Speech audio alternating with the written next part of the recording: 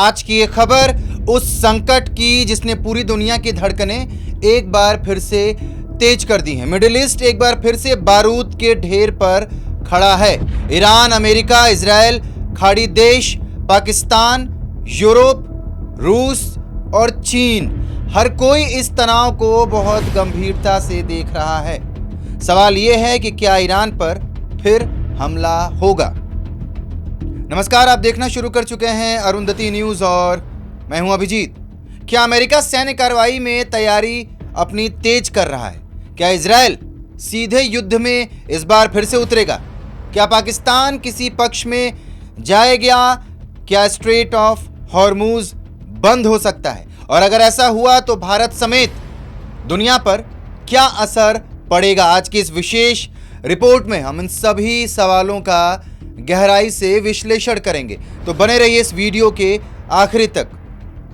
अब इसको पहले भाग में हम समझने की कोशिश करते हैं कि तनाव फिर से क्यों बढ़ा है। ईरान और अमेरिका के बीच तनाव कोई नया नहीं है। पिछले कई दशकों से दोनों देशों के रिश्ते बहुत खराब रहे हैं। इसके कारण क्या थे, इस पर एक विस्तृत वीडियो मैंने बनाकर आपको समझाने की कोशिश की थी। लेकिन अगर इसको बहुत छोटे रूप में बताने की कोशिश करें तो ईरान का परमाणु कार्यक्रम, अमेरिका के प्रतिबंध और इजराइल विरोधी ईरानी नीति, खाड़ी क्षेत्र में प्रभाव की लड़ाई, सीरिया, इराक, लेबनान और यमन में प्रॉक्सी संघर्ष।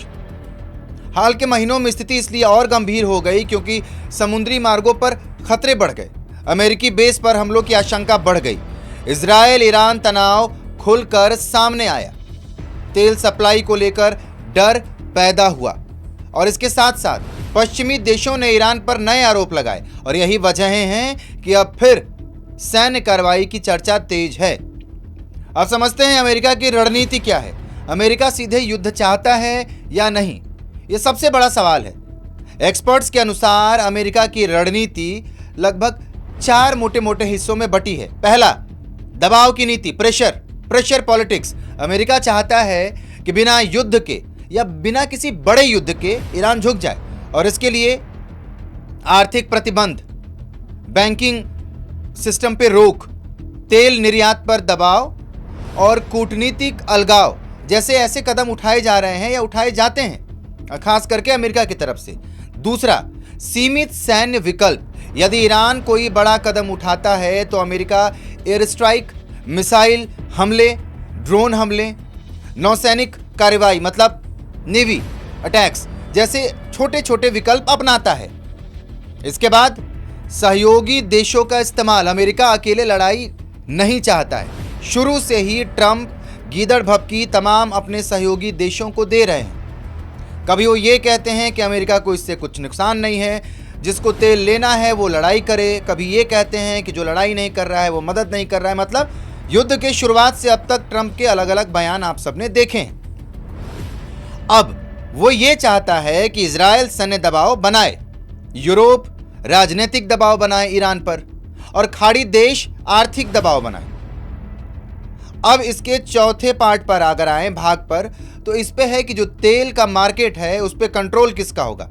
अमेरिका समझ रहा है कि यदि तेल महंगा हुआ तो वैश्विक रूप से अर्थव्यवस्था जो है, इकोनॉमी, वो इफेक्ट होगी, प्रभावित होगी और इसलिए वो सऊदी अरब, यूएई और ओपेक देशों से उत्पादन बढ़ाने की कोशिश कर सकता है।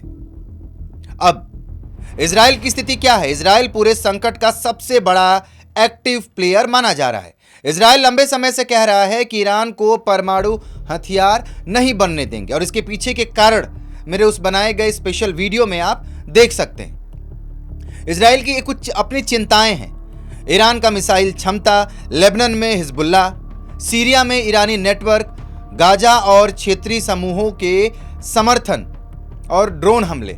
इजराइल की जो रणनीति है, अगर हम समझने की कोशिश करें तो वो प्री एम्प्टिव स्ट्राइक्स पर ज़्यादा भरोसा कर रहा है, यानी पहले हमला कर देना। अब अमेरिका का समर्थन लेना भी उसकी रणनीति है। यदि बड़ा युद्ध हुआ तो इजराइल अमेरिका के साथ खड़ा होगा। साइबर युद्ध, साइबर वॉर की तरफ भी हम सोच सकते हैं। ईरान के परमाणु ढांचे, स्ट्रक्चर्स, पावर ग्रिड, बिजली के ग्रिड, कम्युनिकेशन नेटवर्क पर साइबर हमले पॉसिबल हैं इस बार की लड़ाई में, और सीक्रेट और प्रिसाइज मिशंस भी होंगे। साइंटिस्ट, उनके ठिकाने, हथियारों के नेटवर्क, इन पर कवर ऑपरेशंस भी इस बार होंगे। इजराइल खुलकर ये मान रहा है कि ईरान उसके अस्तित्व के लिए खतरा है। अब इसमें ईरान की स्थिति क्या है ये समझना जरूरी है। ईरान इस संकट में खुद को घिरा हुआ दिखाता है। ईरान का दावा है कि वो आत्मरक्षा कर रहा है, अमेरिका क्षेत्र में उसके हस्तक्षेप कर रहा है, इंटरफेयर कर रहा है, इसलिए इजराइल अस्थिरता फैला रहा है, ये ईरान कह रहा है। ईरान के पास क्या ताकत है? मिसाइल का बड़ा नेटवर्क, हजारों बैलिस्टिक और क्रूज मिसाइलें हैं। ड्रोन की क्षमता का लोहा उसने अभी तक मनवाया है इस लड़ाई में। लंबी दूरी तक मार करने वाले ड्रोन हैं और उसके पास प्रॉक्सी नेटवर्क यानी हिजबुल्ला, इराकी मिलिशिया, यमन के कुछ गुट हैं, क्षेत्रीय उसका जो एक लोकल समर्थकों का संगठन है वो भी बहुत स्ट्रांग है। वाटर पे उसका अपना एक वर्चस्व है, समुद्री दबाव कह लें, स्ट्रेट ऑफ हॉर्मूज, इस पर उसका प्रभाव है। अब ईरान इससे एक मैसेज देना चाहता है, वो बहुत साफ है, अगर हमला हुआ तो जवाब क्षेत्रीय होगा। क्षेत्रीय मतलब उसकी मिसाइलें अमेरिका तक तो नहीं पहुंच सकती, लेकिन जो लोग अमेरिका द्वारा इस हमले में सहयोग करेंगे उस पर, जो कि पहले भी पॉलिसी उसकी रही है। अब इसमें देखने की बात है कि पाकिस्तान की स्थिति क्या है। अब बात करते हैं पाकिस्तान की। बहुत लोग ये पूछ रहे हैं कि ईरान युद्ध में पाकिस्तान कहाँ खड़ा होगा। अभी तक तो पाकिस्तान ने कोशिश की कि अपने तरफ से वो बीच में खड़ा होकर दोनों की बातें इधर उधर कर सके, दोनों के बीच जो मैसेजेस हैं उसका आदान प्रदान कर सके, दोनों के बीच में अगुवाई कर सके, युद्ध को शांत करने की, नोबेल प्राइज़ ले सके। लेकिन अभी तक तो पाकिस्तान इसमें सफल नहीं हो पाया है। अब इसमें पाकिस्तान की जो स्थिति है वो बहुत जटिल है, कॉम्प्लिकेटेड है। पहला कारण क्या है? ईरान पड़ोसी देश है और इनसे मजबूत है, दोनों देशों की सीमाएं जुड़ी हुई हैं। दूसरा कारण क्या है? पाकिस्तान के अमेरिका से रिश्ते, सुरक्षा, पैसे के लेन देन और बाकी रिश्ते भी अच्छे हैं, क्योंकि आसिम मुनीर आजकल ट्रंप के पीछे पीछे लगे हैं। अब इसके बाद तीसरा कारण क्या है? खाड़ी देशों से आर्थिक निर्भरता पाकिस्तान की, कटोरा लेके जो पैसे मांगने वाली स्थिति है पाकिस्तान की, वो खाड़ी देशों पर ज़्यादा निर्भर है। सऊदी अरब और यूएई में बड़ी पाकिस्तानी आबादी काम करती है।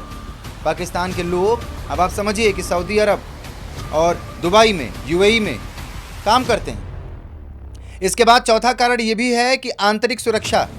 बलूचिस्तान सीमा क्षेत्र पहले से ही बहुत संवेदनशील रहा है, इसलिए पाकिस्तान खुलकर युद्ध में नहीं जाएगा, ये तो लिखित है। और पाकिस्तान की हैसियत भी फिलहाल नहीं है, वो बहुत संतुलित बयान इसलिए दे रहा है, सीमा सुरक्षा बढ़ा रहा है अपनी और तटस्थ दिखने की कोशिश कर रहा है। लेकिन यदि क्षेत्रीय तनाव बहुत बड़ा तो पाकिस्तान पर दबाव बढ़ेगा, ये निश्चित है, और फिर उनके साथ कोई खड़ा होने वाला नहीं है। स्ट्रेट ऑफ हॉर्मूज इतना इंपॉर्टेंट क्यों है? अब इस समझिए इस संकट का केंद्र बिंदु। स्ट्रेट ऑफ हॉर्मूज वो समुद्री मार्ग है जहां से दुनिया के बड़े हिस्से का तेल गुजरता है। यदि ये मार्ग रुका तो इससे क्या स्थितियां उत्पन्न हो रही है ये कहीं किसी से छुपा नहीं है। महंगा तेल, गैस सप्लाई, महंगे गैस कनेक्शन, जहाज़ों का रुकना, इंश्योरेंस का शुल्क बढ़ना, पूरे वैश्विक स्तर पर महंगाई का बढ़ना, और ये सब कारण हैं कि अमेरिका, यूरोप, चीन, भारत, जापान सभी इसे लेकर लगभग चिंतित हैं। ईरान के पास रणनीतिक कार्ड है उसका अपना। यूरोपियन यूनियन क्या चाह रहा है इस मुद्दे पर आप समझिए। यूरोप युद्ध नहीं चाहता है। यूरोप की कुछ प्राथमिकताएं हैं: तेल और गैस की स्थिर सप्लाई, महंगाई पर नियंत्रण, और जो शरणार्थी हैं उस संकट को रोकना, रूस यूक्रेन तनाव के बीच दूसरा मोर्चा न खुलना। इसलिए यूरोप बातचीत, परमाणु समझौता और तनाव कम करने की नीति चाहता है। लेकिन यदि अमेरिका इजराइल गठबंधन बहुत एक्टिव हुआ इस बार, तो यूरोप पर भी एक पक्ष चुनने का दबाव इस बार आएगा। अब इसमें रूस और चीन की भूमिका समझिए।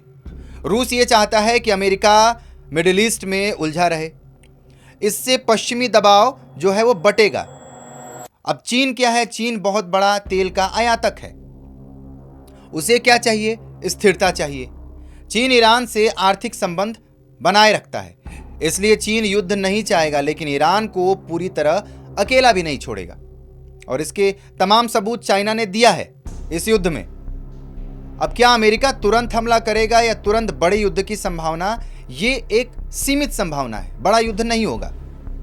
लेकिन कुछ विकल्प हैं। फिर से चुनिंदा एयर स्ट्राइक्स होंगी, मिसाइल्स के जो जगह हैं उन पर हमले किए जाएंगे, नेवी स्क्वाड्स होंगे, साइबर हमले होंगे और सीक्रेट ऑपरेशंस होंगे।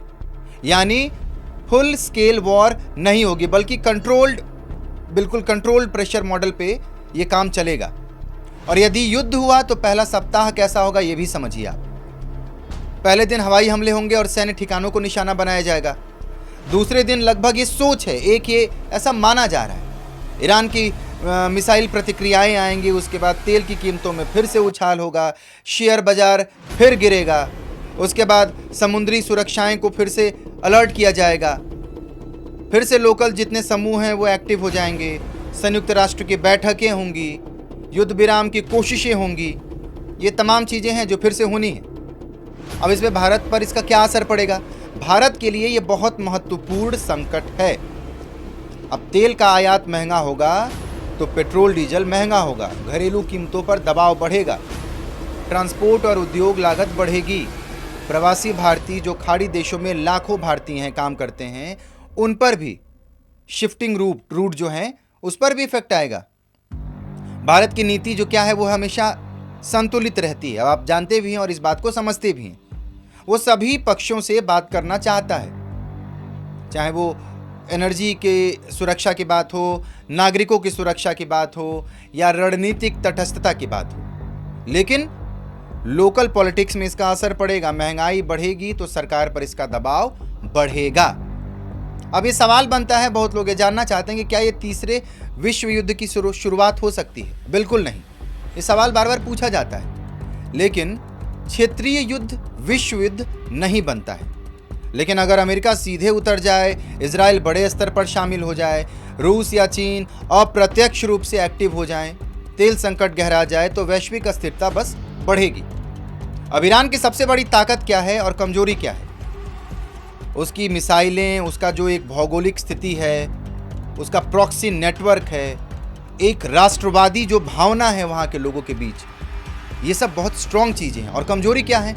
प्रतिबंधों से उसकी अर्थव्यवस्था बहुत पहले से हिली हुई है। वायुसेना नहीं है उसके पास, अंतर्राष्ट्रीय रूप से अलगाव की स्थिति है उसकी, और घरेलू दबाव भी है। तो अमेरिका की ताकत और कमजोरी को भी आप समझ लीजिए। ताकत तो दुनिया जानती है कि दुनिया की सबसे शक्तिशाली सेना है, एयर पावर है, नेटवर्क है, नेवी है। लेकिन अमेरिका के पास जो कमजोरी है वो ये है कि लंबा युद्ध हमेशा महंगा पड़ता है, घरेलू राजनीति पे असर पड़ता है और तेल की कीमतों पर भी बहुत असर पड़ता है। आने वाले 30 दिनों में ये चीज़ें बहुत अहम हैं। आने वाले 30 दिन निर्णायक होंगे, क्योंकि बातचीत होगी या टूटेगी, समुद्री मार्ग खुला रहेगा या बंद रहेगा, इजराइल क्या कदम उठाएगा, अमेरिकी चुनावी और रणनीतिक दबाव कैसे संभलेगा, ये समझने वाली बात है। ईरान कितना आक्रामक रुख लेगा, इन सभी चीजों पर आने वाले 30 दिनों में सबकी नजर रहेगी। अब मिडिल ईस्ट फिर से संकट के मोड़ पर खड़ा है। मध्य पूर्व एक बार फिर से इस युद्ध की वजह से संकट के मोड़ पर खड़ा है। अमेरिका दबाव बढ़ा रहा है और इजराइल आक्रामक रुख में है। ईरान पीछे हटने को तैयार नहीं है। पाकिस्तान संतुलन साधने की कोशिश कर रहा है और अपना उल्लू सीधा करने की कोशिश कर रहा है। यूरोप युद्ध रोकना चाहता है। रूस और चीन अपने हित साधेंगे। दुनिया की नजर अब स्ट्रेट ऑफ हॉर्मुज पर होगी। तेहरान, वॉशिंगटन और तेल बाजार पर है। यदि कूटनीति सफल हुई तो संकट टल सकता है, लेकिन इसकी उम्मीद अभी कम है। लेकिन अगर एक भी गलत कदम उठा तो पूरा क्षेत्र आग की लपटों में फिर से घिरेगा। इस रिपोर्ट को देखने के लिए आपका बहुत बहुत धन्यवाद। मिलते हैं एक अलग और नए खबर के साथ बहुत जल्द। सब्सक्राइब कर लीजिए हमारे YouTube चैनल को और बेल आइकन को दबाना ना भूलिएगा।